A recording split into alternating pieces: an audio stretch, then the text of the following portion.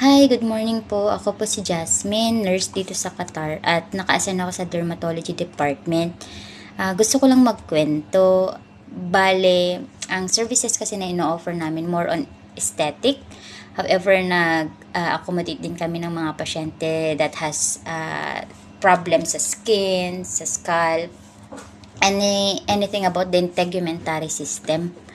Ngayon, yung pasyente namin kahapon is a male patient, middle age, na nagkakaroon na ng baldness at gusto niyang magpatubo ng buhok. So, ang proseso na ginagawa namin, kumukuha kami ng blood sa pasyente at hinihiwalay namin yung plasma.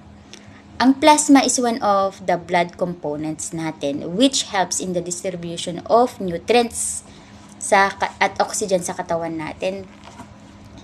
So, parang siya yung tubig sa blood na para maging maayos ang pagdaloy ng dugo natin.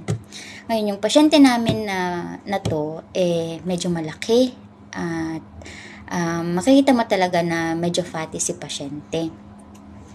Tapos, ang nakuha namin na blood sa kanya is very cloudy, which I was so concerned about.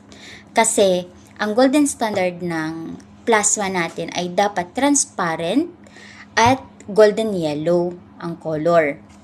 Hindi siya dapat cloudy, hindi siya dapat white or anything else. So, because of this concern, nag-reach out ako sa doctor namin. Tinanong ko kung tama ba yun. Kung pwede ba namin yung i-inject. At sabi naman ng doctor namin is that it's okay. However, si pasyente natin ay might have high level of triglyceride and lipid sa blood, which is a bit concerning. Bakit? Kapag cloudy kasi ang plasma natin, ibig sabihin masyado siyang malapot. Dahil sa taas ng triglycerides at lipids, nahihirapan talagang katawan nating mag-supply ng mga kinakailangan ng katawan natin.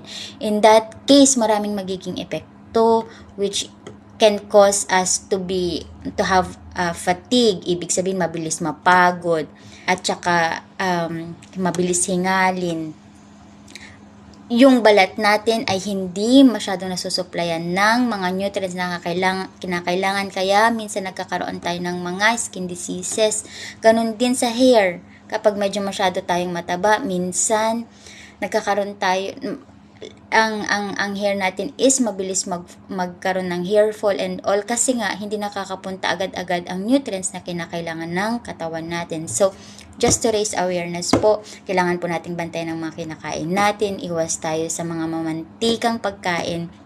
Dapat pa rin nating sundin ang 3 food groups na grow, glow, and go at saka exercise, which is very important. So, yun lamang po. Thank you.